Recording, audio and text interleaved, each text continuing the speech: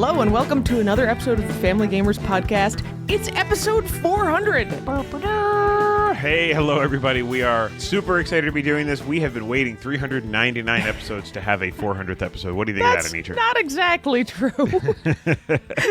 Hello everybody. We are the Family Gamers. As always, I am your host, Andrew, and I am joined by my lovely and wonderful and amazing wife, Anitra.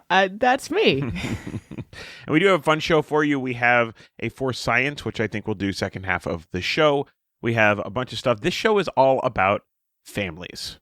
Yeah, I mean, you might say this is the Family Gamers Podcast. Isn't it always about families? But we're doing a special focus this week. Mm-hmm.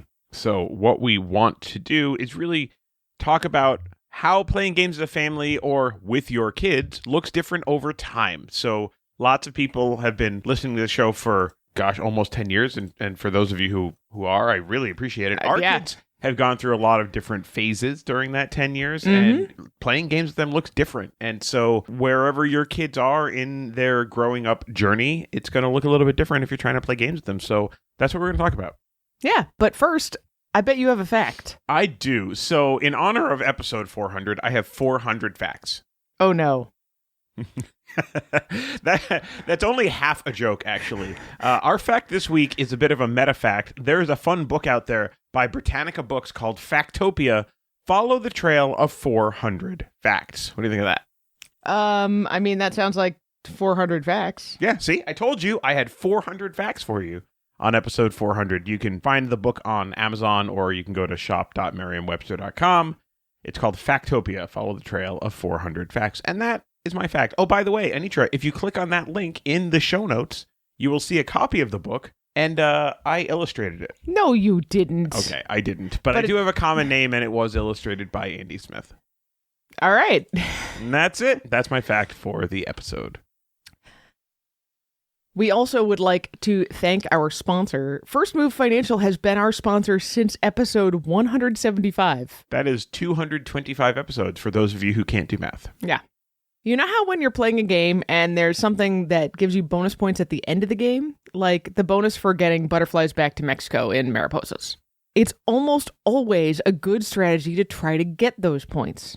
In real life, there are a few of these opportunities for bonus points with your personal finances. One of the easiest to take advantage of is your employer 401k match. Another example is making sure both spouses are maximizing their Social Security benefits, not getting hit with the government pension offset. Or maximizing your retirement savings so it can grow now before you need it later. If you need help finding some bonus points and seeing which areas of your personal finance you should be focusing on, visit firstmovefinancial.com/familygamers and schedule a time to talk to First Move for free. Thanks so much, as always, to the team at First Move Financial for sponsoring yet another episode of the Family Gamers Podcast. For sponsoring 225 episodes of the Family Gamers Podcast. Thank you very much. All right, Anisha, let's talk about some games that we have been playing. Sure, let's do that.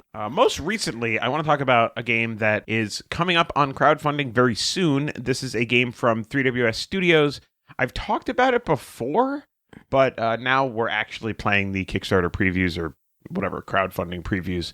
And we got one in the mail and played around with it. And that is the game Canvas Critters. You have now played this game. I have now played the game. I think the 2-player version is okay, but I would much rather play it as a party game, which seems to be what it's intended to be. Yeah, so when I played this, I did play it with a bunch of people. Yeah. And I agree with you. I was trying to think of a nice way to say it. I did not love this game at 2 players. It technically is, I think, 2 to 6. I think this game is way more interesting when you're playing with a larger group. If you are familiar with the board game calendar from Katja Howitson. Board Game Mosaics. Yeah. This game is very much kind of inspired by that. And in fact, if you look at the designers of the game, one of them is Katja. So yeah, the purpose of this game is that you have a theme and you're thinking of some way to represent that theme as a mosaic. In the larger version of the game, the party version of the game, everybody is trying to create their mosaic, and I think when somebody is done, they flip the timer and everybody has the time that's left.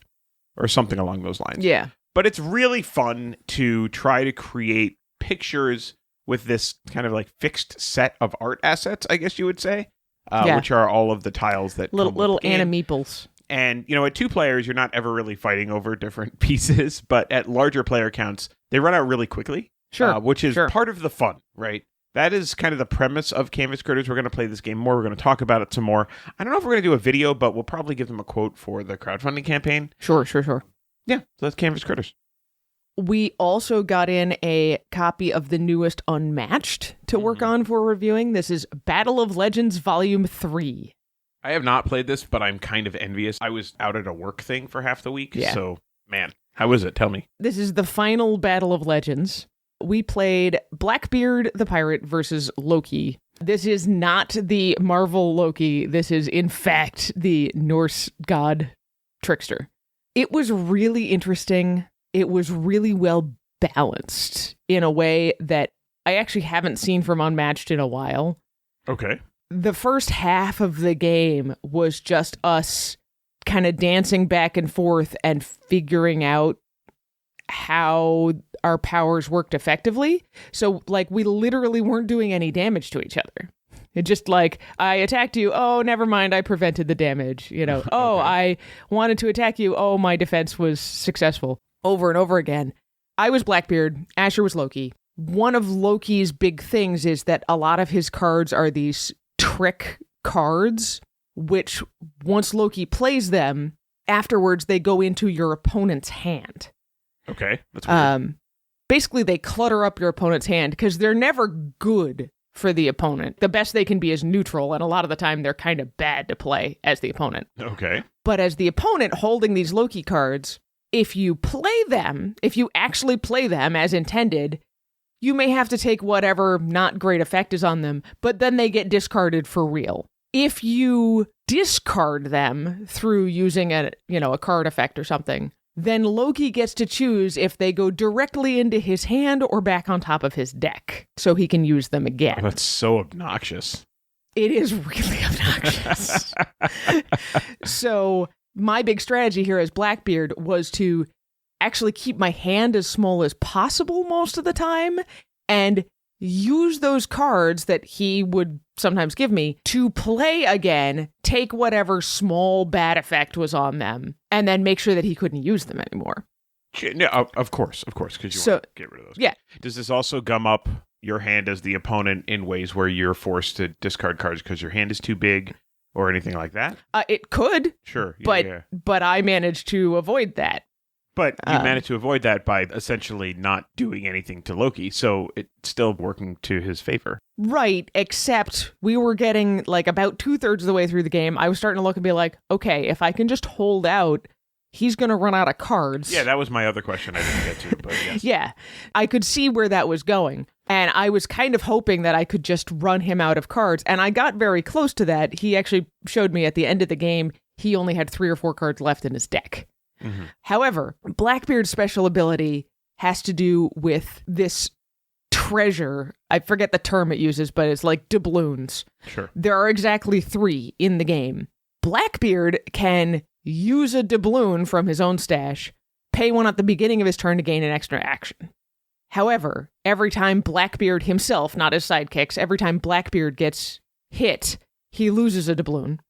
And the flip side of this is a bunch of Blackbeard's cards have extra effects on them. So not the main effect, not the main attack or whatever, but an extra bonus effect on them that only take place if your opponent, the holder of, the other doubloons, can't pay you. So as Blackbeard, it is in your best interest to hold on to those doubloons if you can. It's worth it sometimes to pay them to gain an extra action. But if you can hold on to all 3 or even sometimes just 2 of the 3 doubloons, then when you play your cards with the extra effects, you look at your opponent and say, you don't have a choice, this extra effect is happening. I see. That worked really well until Asher started to cotton on to how that worked and was doing a better job of hanging on to those doubloons that I, as Blackbeard, would have to sometimes spend, or when he could actually hit me and make me take damage, that was another way that I had to spend doubloons. And then all of a sudden, all of these cards with the bonus effects were not as good anymore because he could always just pay me to not have the effect happen. Mm-hmm. In the end, once we did start hitting each other, it only took a couple of really strong hits, and then we were both at like 3 health. Okay. And one more good hit meant the game was over. Sure. It had a different flow to it than most of the Unmatched games we've played, which tend to lean towards the sort of dribbling off your opponent's health slowly. This was very much I prevent it all or I take it all. Okay. So it was fun. It was good. It was definitely very much an Unmatched game, but the feel of it was a little different, at least than the ones we've played recently, and that was not a bad thing. Mm-hmm. Yeah, the other 2 characters in the Battle Legend Volume 3 are Chupacabra and Pandora. Yeah, Chupacabra seems to have a little bit of the Bloody Mary kind of feel of with just fear and stuff like that. Fear, Yeah. A single character with no extra helpers and just beat you down. Mm-hmm. Yeah. Yeah. So I'm looking forward to playing more Unmatched. Obviously, we love Unmatched in this household. Yes, we do. Yeah, it's going to be a lot of fun. All right, next on the list is Micro Macro Kids Crazy City Park. We're going to do the snap review for this one in the break for this show, so I don't know how much you want to talk about it, but all I guess I'll say about this is if you are a family and you like the Micro Macro games, this one is probably worth picking up. Yeah, if you've liked the idea of it, but you haven't been sure because of the content. Or even if you've played it regardless of the content, it's right. more Micro Macro, just a little bit better form factor, very slightly for, family. I mean... Right. If you've liked Micro Macro, definitely pick it up. If you have liked the idea of a seek and find game, but you're like, I don't want to deal with murder and other adult topics, this one has none of that and gives you tools that are probably just a little bit more helpful for playing this with kids or without kids, honestly. Next on the list is Royal Visit. So I mentioned that I went on a work trip and I brought a couple of board games with me. I brought Royal Visit with me and I brought Splendor Duel with me. Mm-hmm. And just over the course of the trip, it was just too busy. There was no chance. Nothing was going to happen. But in the airport, I ran into a work friend, I'll say. Works for a different company, but somebody that I know through work. And we're just kind of sitting there and I was like, hey, you want to play a board game? We have like 45 minutes. She's like, sure. So I taught her how to play Royal Visit, and she won. Oh, nice. Yep. So it was fun. We played. She was not as adventurous as I was. I was willing to sit on the floor. She was not. So we played like on the arm in between 2 seats when you're waiting at the terminal, which was like, I want to say it was like 6 inches wide and maybe like 18 inches long. So the rollout board didn't quite fit, but like it mostly fit. So, all that to say, I guess, with Royal Visit, you can make it work with a very small amount of space if you're really motivated. I'm glad to hear that because I was actually looking at an old podcast a while ago when we talked about travel games and we were like, how would you play Royal Visit on an airplane? And we're like, maybe if you used a clipboard, you could go across 2 airplane tray tables. So that's cool. I like that you figured out how to do that in your limited space. Yeah, like I almost brought Floristry with me. And I mean, you couldn't do that, right? Because even though the amount of space that it takes is fairly small, it's free floating space. So it needs to be like a consistent flat area. Yeah. Right? You couldn't do that. And Royal Visit, I mean, again, it was not, it was not very clean, but we made it work. All right. Mm-hmm. After you got home, we played a little bit more of Toriki, the Castaway Island. Yeah, I really like this game. Me this too. Is a game from Lucky Duck. It is basically a point-and-click adventure in a board game. It uses a lot of the technology from Chronicles of Crime or any of those other QR code story-driven app games. Mm-hmm. But it's for kids. It's for families. It's a lot of fun. There are puzzles in this game where you have to combine items together to do certain things, and we have a lot of fun talking through what those are and how to do them, and a little bit of strategy. There's enough stuff that you need to do that there's a little bit of like, you go over there, we'll go over here. Yeah, I was going to mention that because unlike Chronicles of Crime or what do they call the Kids Quest, Kids Chronicles, unlike any of those, this feels like a point-and-click adventure that's actually truly a cooperative game. Right. Each person will end up kind of splitting off slightly into different roles of, oh, well, I have these items, so I can go over here and try to do this thing, while you go over there and try to do this other thing. Yep. I mean, that's exactly what, you want a cooperative game to be like. Like, if you think about escape rooms, which are like the ultimate cooperative experience, right? Because you're under a time limit. the best way to do an escape room is to essentially have one person who is delegating tasks and everybody else is going out and doing different things, right? So it was really good for that, and it still is really good for that. We haven't quite finished it up yet, but looking forward to finishing that one up and then writing a review on it. It looks great too. It sounds fun. You know, there's a little bit of like bird chirping music audio stuff going on while you're trying to play the game. So I think you can turn that off if you don't like it. But Tariki, the Castaway Island, really fun. Yeah, there are a lot of pieces in that one that come together to make it a fun family experience. Yes. We did have a breakfast date the week before you left for your trip. Crammed one in. And you grabbed Floristry for us to play. This is one of my favorite games at this point. It really is. I love how quick it is to just sit down and start playing. Mm-hmm. And I'm still amazed at the idea that this requires 30 seconds of intense focus during the auction, and then you can stop and talk, have a conversation with the waitress, as we tend to do, whatever. Right. It combines the best features of a real-time game with a very casual feel. Well, and it's a perfect information game, right? Yes. So it's not like you have to hold a bunch of stuff in your head, like, oh, my strategy was going to be this or it was going to be that. Like, if we do stop and talk to the waitress for 5 minutes, it's just a minute of kind of reviewing my board, reminding myself where I am, and then we can continue, right? There's no like, oh, I was going to do this and then I was going to do that, because you literally can't. You don't know what the next. You can't plan that far ahead. So, it does a really, really good job of that. And that might not be for everybody. If you like deep games, this is not a deep game. Like, it's just not. But no, it's not. It really hits that. This is the perfect date game. I can't even say enough. I agree. I've only got one more, which is Hutan Life in the Rainforest. I think that means we've only got one more. Yeah, except you didn't play this one. Well, I know, but you know. So I played a little bit more of this solo, and I also found out it is now on Board Game Arena.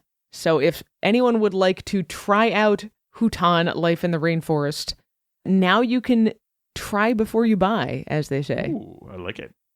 All right. We do have a couple of new community members. I have a fun story about one of our community members, but we will go ahead and welcome them. I'll let you get started. Okay.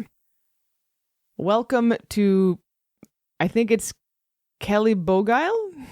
I don't know. I'm going to say welcome to Caitlin. So the reason why I have a fun story is Caitlin was sitting next to me on the airplane.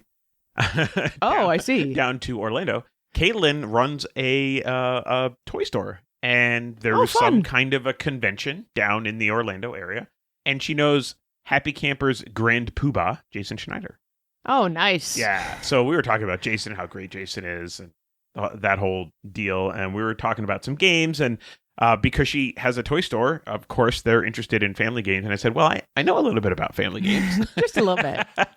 And so she has joined the community. Hopefully is going to hear this as well. So, Caitlin, it was lovely having a little chat on an airplane. By the way, if I ever fly out of the Worcester Airport, which is the very small regional airport near us, down to Orlando, I've done it twice now, and both times I've met someone that I had some kind of loose connection with, which is kind of gamery cool. Connection with. Yeah. If Caitlin indeed is listening, that means both of them listen to the show. So that's pretty great. So I'm also going to point out this pushes us past 1,000 members in our Facebook community. There's a lot of members. Yeah. Thanks, guys. And by the way, we ban and kick out bad actors too. So technically we were over 1,000 members a while ago, but that we brought that down because we only keep people around if we like you. So yeah.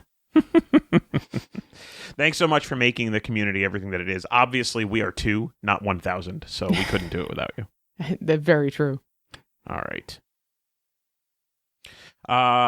Maybe we pause now and mention that we did have that giveaway, and we have chosen giveaway winners. Yes, we have. All right. Who do you got? So our winner of Avant Card is Seth, who you work with. Seth is a coworker of mine. You have met him. I have met him. He's a very nice guy. His wife is very nice. And the winner of Avatar: The Last Airbender Aang's Destiny is Candace, who I do not know, and I don't think you know either. No, I don't think we know. That's okay. Yeah. This is not, not a thing for just people we know. So more than happy to send these on their ways. We have emailed both of you. If you have not gotten that email, please reach out. Otherwise, answer the email because we need your address so we can send you some sweet, sweet games. Yes, please. One last thing before we take a break. Since we're talking about the community, let's talk about some back talk. Yeah, let's talk about some We won't take it from our kids. But we will take it from you. So The last 2 episodes, we were talking about Room to Grow. We did classic abstract games and then modern abstract games. And our back talk question was kind of a punt on my part, I think. But it was essentially, what other kinds of Room to Grow topics would you like to hear about? And we got several responses on Discord, starting with, what Room to Grow topics have you done already? And so we dropped some links in there. There have been quite a few. So we started the Room to Grow series all the way back in 2020, and we've covered engine builders, tile laying games, roll and writes, deduction, drafting, action selection, a couple more specialty ones like 2-player battles, dice set collection, legacy games, dungeon crawls. And then more recently, we talked about cooperative games and abstract games and Little Alchemists, which is a Room to Grow game all in one box. all by itself. All right. And if you want to look at the list and some of those interest you and you don't feel like listening through podcasts, you can go to thefamilygamers.com/tag/room-2, the word TO-grow. But Adrian, who asked about which ones we had done before, recommended deck building games. So there's some thought there. That's actually funny because as soon as Adrian recommended that, I looked at you, I was like, I thought we did this. But maybe not. So we've already got some ideas, but stay tuned. Maybe that'll come up sometime in the near future. This is where you find out the secret that the tags on the site are just as much for Andrew and I as they are for you, listener, because this helps us figure out what we have and haven't done before. We've done too much. We're sorry. 400 episodes worth. Yeah, we're doing the best we can. JP gave us some nice compliments on the Room to Grow series. Thanks, JP. And also suggested where we could brainstorm some more topics by going and looking at Kidsplaining on YouTube. They are a great channel, a great resource. Peter Schott says there seemed to be a growth of hidden object games lately. That might be interesting. Maybe escape room games. That's a really interesting idea. We've done a lot of those kind of games. Maybe some kind of like mystery deduction kind of. We've played a lot of those things. So that's definitely a single use type games. Yeah, maybe. Peter. And then narrative games like Legends of Galzir, Earthborn Heroes, etc. We have a copy of Above and Below, and I know we're getting in for review a copy of Above and Below Haunted. So certainly those are some games that we will be talking about in general. So thank you all for your input and back talk. It's definitely helpful to us, and we want to talk about what you want to hear about. Speaking of things that you all want to hear about, whether you know it or not, we're going to take a break, and you're going to hear a snap review for that game we mentioned before, Micro Macro Kids Crazy City Park. Oh, it's so good. We'll be right back.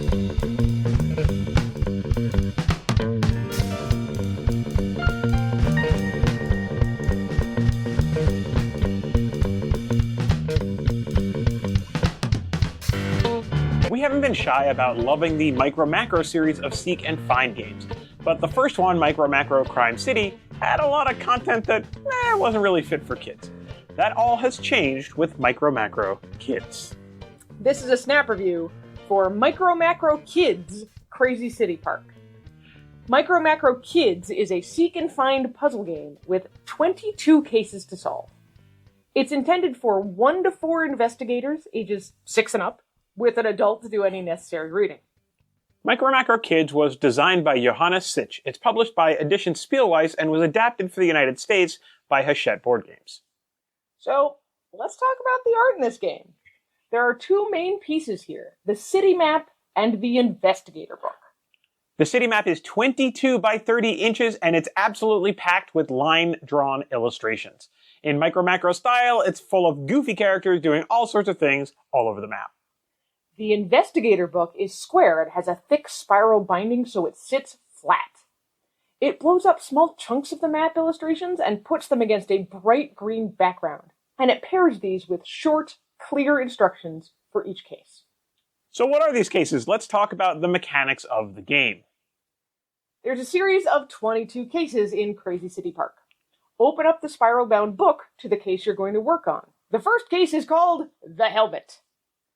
You'll notice both in the table of contents and before every case, there will be an image exemplifying the theme of the case and a difficulty rating between 1 to 5 stars. Now that you've chosen your case, flip the page and read the text out loud. Each case introduction gives you a setting with cutout pictures and a mystery to solve. The facing page gives you your first task. In this case, find Fernando by the beach. Set the investigator book aside and start examining the map. When you think you've found what you're looking for, place a marker over it on the map, and then the lead investigator can check your answer by turning to the next page, which will give an answer in words and with a more complete picture from the map. If you got it wrong, the lead investigator can give everyone else a hint for where to look. Once you've definitely found the answer, look at the instructions on the next facing page. In this case, find the house where Fernando lives. Most cases will have you trace one or two characters' paths all around the city map and through several pages of questions, letting you discover the answers to each mystery. You don't have to do the cases in order, but try not to browse through the book too much so you don't spoil the cases for yourself. Solve the cases and enjoy your time in Crazy City Park. So Anitra, what did you expect from this game? As we already mentioned, we've really enjoyed the Micro Macro series.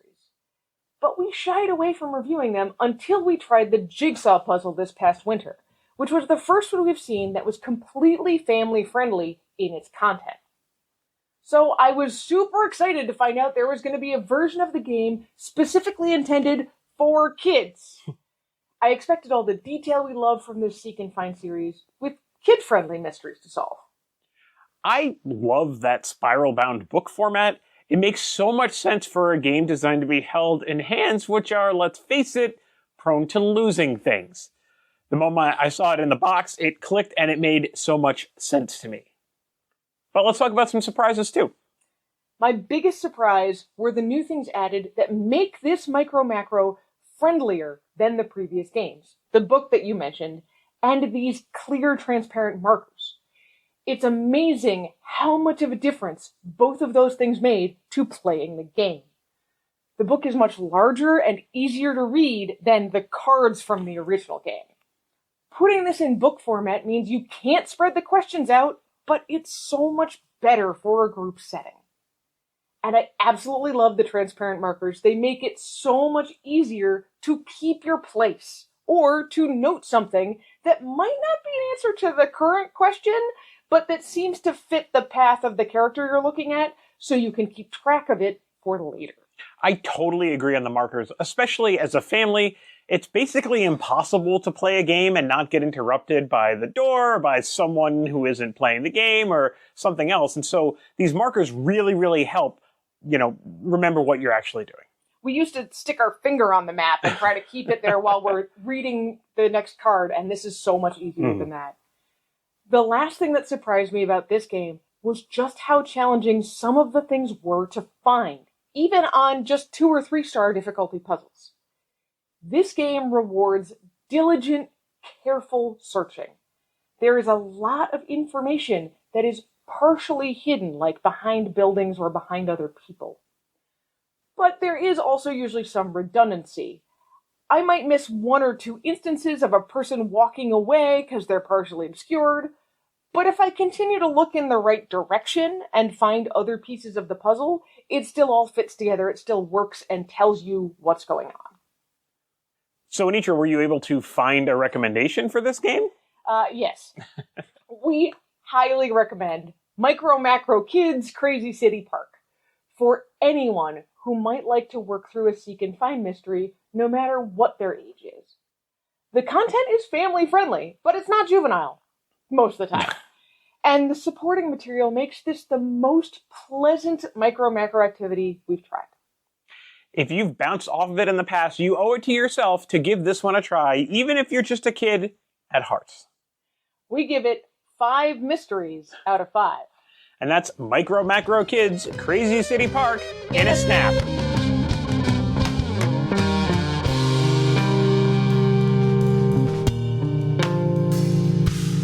And we're back. Hello, we are here, and we're gonna do a For Science, our special episode 400 For Science. Anitra, are you ready for this one? I am nervous about this one.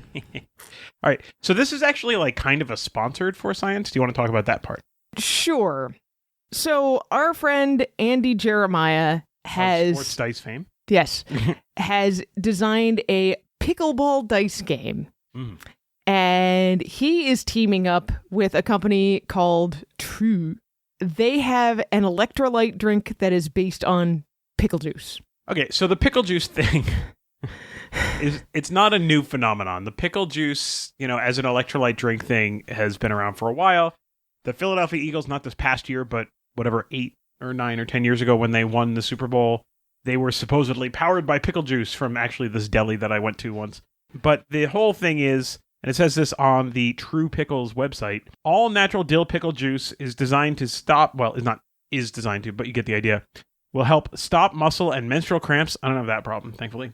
0 calories, low sodium, sugar-free, and caffeine-free with natural electrolytes that change your workouts and mind. So the thing about this that's interesting is that these are single-serving pouches, although we're going to share this one just in case it's terrible. I don't like pickle juice, so yeah. So I do. I like pickles. I have, like I said, I went to that. I could see myself drinking pickle juice. I mean, sure, the ingredients are water, vinegar, salt, infused dill seed, garlic, and pepper, right? So there's nothing like crazy in here. There's nothing weird in here. It shouldn't be sweet. It should pretty much taste like pickle. I mean, I get that. I'm not against it. I don't particularly like pickle juice to begin with. And we should say you can get the pickleball dice game at truepickles.com. That's true without an E, trupickles.com. It's $24.95. So if you are part of the pickleball craze, you can bring it to the tabletop. And if you've played the sports dice games, I think you're probably going to find some mechanics that feel familiar because it's done by the same designer. Yeah. So all that being said, I'm going to crack this open and try some. Yeah, let's try the pouch of pickle juice, electrolyte drink. Okay. Wow, that's very vinegary. It tastes like dill pickle. It actually tastes, I think, a little bit stronger than I expected. I expected it to be a weaker taste. I don't know if maybe the pickle juice that I tend to drink is from a sweet pickle versus a dill pickle, but definitely a very sour, vinegary pickle. Yeah, well, this tastes to me like the brine that we make pickles in, which, yes, I know that's the point, but like, usually when you drink pickle juice, it's after you've made the pickles in it, and I think the cucumbers themselves will probably infuse a little bit of sweetness into the possibly liquid. Yeah, this is very vinegary, pretty salty. I can see why it says, like, add a pouch to your water bottle as a maintenance drink. Sure. Yeah. Yeah. And I really do like the fact that it's pretty much all natural, right? There's no weird stuff in it. So, like... Yeah, absolutely nothing weird in here. It's not, the Gatorades or the Powerades of the world with all sorts of, sugar and junk like that in it. So yeah, because it's basically vinegar, salt, and spices, right? Yeah. Pretty much. So there you go. Juice, Juice, from True Pickles, trupickles.com, has, I guess, sponsored this for science. And I'm going to go with, it certainly did a serviceable job. It's not horrifically ill-tasting, and it will help you as an electrolyte drink. Yeah. So there you go. Moving on. Back to the actual purpose of the show. It's episode 400. The Family Gamers podcast will actually turn 10 years old in mid-August. Mm-hmm. Our very first episode was August of 2015. So a lot of things have changed for our family since we started this podcast. I mean, there's the super obvious one of, like, our kids have grown up. Yeah, one of our kids is turning 11 tomorrow, which means that when the podcast came out, he was basically 1. He was 1. Yeah. But less obviously, we've moved, we've grown in how we talk about games and what we look for in games. My goodness, we have less time to play games now than we did when all our kids were little, which is not something I would have expected. That's true. Specific to the podcast, I think we force our kids to play games less, but they are more involved in the content creation that we do. Yes. Yeah. Because we always said, like, don't force your kids to play games. And they were like, well, we have to play games for the show. And they were like, we should actually be internally consistent about that. So, we did. Yeah. Not to say it doesn't still happen once in a while, because it does, but it's more of a partnership now of like, hey guys, I really need someone to play this game with. Would you play it with me? And they're like, I guess so. So thinking about all of this, I wanted to break down a little bit how playing games as a family or playing games with your kids will look different in different seasons of your life as a family. Yep. Yeah. Because now we've been through most of the possible seasons. Right. So we're going to talk about babies and toddlers, preschoolers, grade school kids, middle/high school age kids, and then adult children. Yeah. Yeah. So we'll look at them all. So let's get this started by talking about little tiny babies. Yeah. So something that we've been asked a few times over the last decade is, how do I start playing games with my kids? They're still basically babies. Like, how do I do that? Do I just have to wait? And the answer is no, but kinda. Babies will do anything, pretty much. Toddlers want to be part of what they see the adults in their lives doing. Right. They don't necessarily need to kind of understand the context of what's going on, but they just want to be a part of that. And so one of the first things that we recommend is, as long as you're playing a game with pieces that either are disposable, like replaceable, or plastic pieces that are not too small, you can have a toddler on your lap while you're playing and let them play with the pieces. Let them help you arrange them in front of you or something like that. Barring that, with babies and toddlers, mostly you're probably going to play games when they're asleep, because that's just how life works at that stage. But there are also a few things you can get started with in that 1 to 3 age range. Like we said, letting them play with the pieces that are in front of you. Big, chunky foam dice. I love giving toddlers big, chunky foam dice and just seeing what they do with those.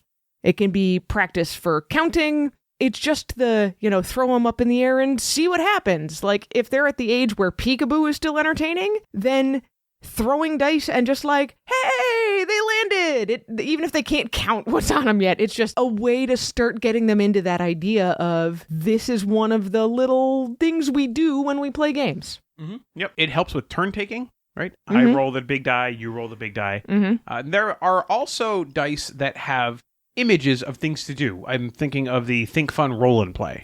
Yeah, and there's a Amazon branded set of big foam dice that I have linked in our games for 3-year-olds, and they have like a different animal picture on each face or something like that. So lots of choices there of what you could do. Throw it in the air, whatever comes down on you have to make the noise that animal makes or something like that. Yeah. And this is really about just putting that structure of gaming out there, the turn taking, the do something, respond to what happens. These things that we really take for granted, but the framework has to be built somewhere. And so if you want your kids to become gamers, it's a good idea to start that framework early. They're the really foundational skills, but they're also what toddlers are going to find fun about quote unquote gaming with you. Moving up a little bit, when we talk about preschoolers are going to want to play the same very short games over and over and over and over. And as frustrating as this can be for you as a parent, it's really important. Working in that same framework over and over again, it helps them build skills for, here's what the rules are. Here's how we follow the rules. I know exactly the pattern of what a turn looks like. I know what it looks like that I take a turn and then you take a turn. Even little bits like starting to do some pattern matching or talk about colors and numbers and things like that. With preschoolers, it is also definitely the right time to start talking about how to be a graceful winner and a graceful loser. Both of those are important. Yep. You can use games as an entree to emotional intelligence. You look angry after rolling the number you didn't want. Let's talk about what that means. Why you feel angry. And it's okay to feel angry, but we're not going to keep those emotions in the game. And there are games that you can play at this point that introduce a little bit of agency, tiny bits of agency. Haba has a game called Monza, which is a racing game where you roll a die with just a color on it, and then you move the race cars to correspond with that. So that's a really easy way. It's a little bit better than Candyland, where literally you flip a card and you just do what the card says. There's a little small amount of choice in Monza. There are games like Snail Sprint. Is that what that game was called from Haba? Yeah, that's not in print anymore, though. Oh, boo. Well, there was a game called Snail Sprint. Yeah. Honestly, even Candyland can be a great game with kids this age, as long as they have patience to make it through the whole thing. It's kind of long, And you can add agency by drawing 2 cards every turn and then picking one for your move. Yes, that's right. Longtime listeners, I am saying that Candyland is okay. It's useful for a very limited subset of things. All right, let's take a step up and move from preschoolers to grade schoolers. So I think what we've seen at this point, having shepherded 3 kids all the way through elementary school, is that when you're talking kids this age, I mean this age range, it's like 6 to 11, the most important thing is to know where their skill level is at. And grind them into the dust. No, to keep them at just enough so that they're reaching for new skills, but it's not so hard that they're just going to be discouraged and give up. Mm-hmm. So this is an important place where we talk about the idea, like the philosophical argument of, do you let your kids win? Right. And this is a great opportunity to talk about things like maybe playing non-optimally, but not necessarily letting them win the game. Or doing a handicap, being upfront with your kid, because I'm an adult and you're 7, I'm probably better at this game than you. So I'm going to start with fewer pieces. Mm-hmm. Or it's going to take me, more effort to move to the next thing, whatever. Yeah. To give them an opportunity to play their heart out and feel like they're making progress. Without thinking that mom and dad are throwing the game. This is also an opportunity where you can talk about the decisions you're making.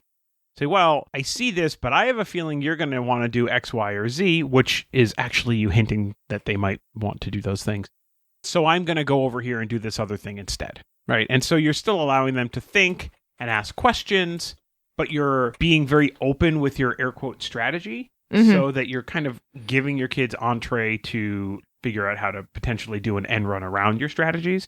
And so again, this is not really throwing the game necessarily, but it is certainly, sort of like you said, handicapping any secrets that you might otherwise have if you were trying to play against somebody at your skill level. Yeah, sometimes it's just as simple as talking through your strategy so that you're setting a good example for your kid. Mm-hmm. I see that I can move to the white space or the red space, but if I move to the red space, then I have to get exactly this result to move forward. If I move to the white space, I will have lots of options on my next turn. Right. So I think I'd rather move to the white space. Yeah. And sometimes you take the best move and sometimes, maybe not.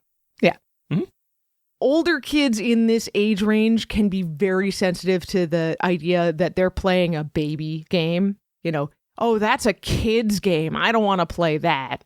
So tied in with this idea of skill is also finding some of those very easy games that anyone can play that don't look like they're a kid's game. This could be even modeling some of these games by playing them without your kids. Yeah. Right? You just partners just playing this game and their kids can watch them or happen to notice that they're playing it, right? And then when you bring them in, it's like, well, it's not a kid's game. We play it ourselves. Yeah. Yeah, that kind of thing. It's important also to note that this is the time in kids' lives where things start to get really busy. They start to have their own things. Maybe it's sports, maybe it's Boy Scouts or Girl Scouts or whatever it is. And so this is really a time where you have to make the decisions about prioritization. Are games something that you want to be a fundamental part of the family experience? And if so, then you really want to make sure to make time for that. And we have a podcast and a post on thefamilygamers.com about how to make time for playing board games. Yes. That becomes even more important when we start talking about middle school. And by the time your kids hit high school, if they're willing to play games with you at all, scheduling is probably the only way it's going to happen. Or standing. We try to do a standing game night. That's our goal. Yeah. So at least in my opinion, that transition from grade school to middle school is where you shift your focus from skills and games that will both build on the skills your kids have and maybe help them build into new skills to just focusing on the theme and the style of game that your kids like to play. Yeah. Depending on where your kids are in this whole journey, right? There are all sorts of different kinds of skills that you can build up with board games. Reading is a great example of this. I mentioned it maybe top half of the show. We're going to be getting Above and Below Haunted in for review, and that is a storybook game. There's lots of reading about what's going on with all the characters in that game. Any campaign game is going to have a fair amount of reading in it and things like that. So whether it's reading or it could be science with the Genius Games titles that explore different parts of science, or maybe even just a game that's math heavy or whatever it might be. This age range from grade school up through middle and high school is a really good time to reinforce the academics with the board game play. Yeah. If you're curious about how to support reading on the young end with board games, I wrote a piece on that, about 3 years ago now, and we will link to it in the show notes. But there's a lot of supporting skills that kids need to read well. Some of those skills don't actually look like reading, if that makes sense. Things like being able to explain the order that things go in and use transition words. That means you don't have to have physical reading in the game to build skills that will help with reading. So, important there. And obviously, a lot of board games support building math skills. Anything where you're keeping score, lots of games with multiplication. My favorite example of that is King Domino. But so much school skills are built through board games.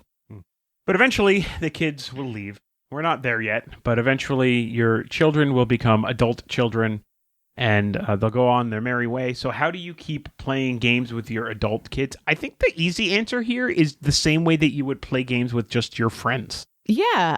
I mean, we have some friends with adult kids who like to play games, and we see this with them. If you've already built a culture of playing games together as a family, that'll continue. You know, when you get together with your kids, if there's not a bunch of other stuff, I'm not talking like big family gathering with 8 million events going on, but maybe just like, oh, hey, I thought I'd stop by this weekend. Maybe we can play a board game or two while you're here.